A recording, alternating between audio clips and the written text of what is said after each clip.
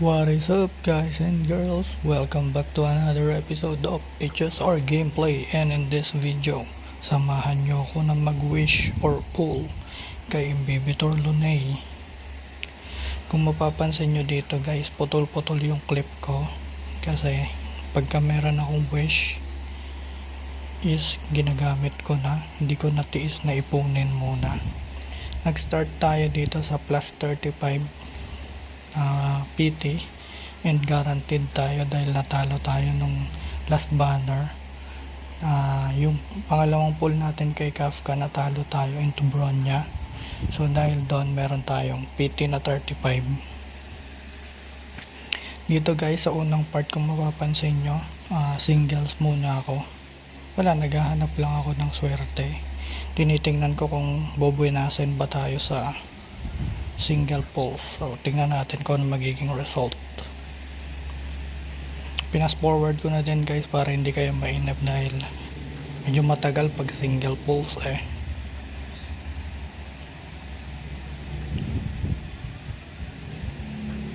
Pero para sa akin, ang pinakasulit na banner talaga is yung last banner, yung kay Kafka. Lahat ng character doon, kahit sinong makuha nyo sa apat na yung sulit. Pero kung makukuha nyo si Kafka, mas sulit dahil mas may enable niya yung kahit sinong character doon na mapili nyo. Grabe din ang hirap din mag-ipon ng jades kapag umpisa. Buti na lang din may event, so ang laki ng binigay na jades ng event, so yun yung talagang nakatulong sa atin medyo maraming sunod-sunod yung pulse natin doon. Ito sinuwerte tayo, tignan nyo guys, nakukuha tayo ng Asta.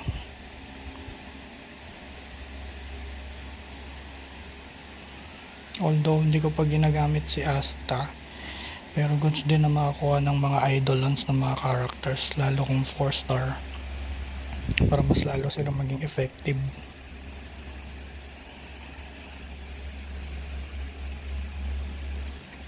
Another Yukong, let's go. Kung mapapansin nyo guys, pati yung conversion dito ginagamit ko rin para sa kung ano yung magiging source ko ng pulse, ginagamit ko para lang magkaroon tayo ng pulse.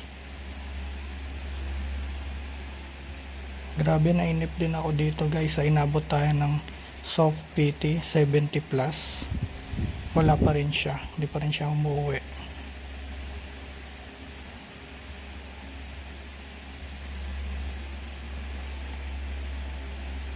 Grabe talaga inalat tayo. Another Yukong. Goods na goods din yung result ng mga idolons natin dito pagtapos ng wishing session natin.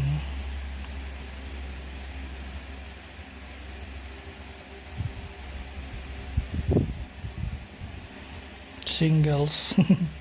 Baka buenasin sayang din.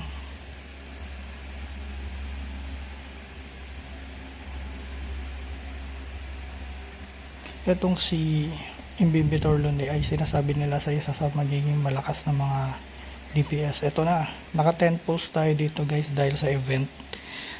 Madaming binigay na jades yun, so nakaipon tayo. Let's go. Plus 70 plus yan bago lumabas. Grabe din to, sulit to. E5 Yukong. So titignan natin paano magandang rotation. E1 Asta, E4 March 7,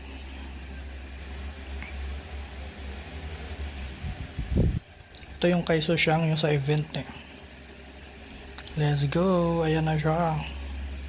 Tingnan natin next video kung anong performance niya, pero para sa akin kahit hindi maganda, okay lang dahil sobrang astig niya. Maraming salamat sa panonood.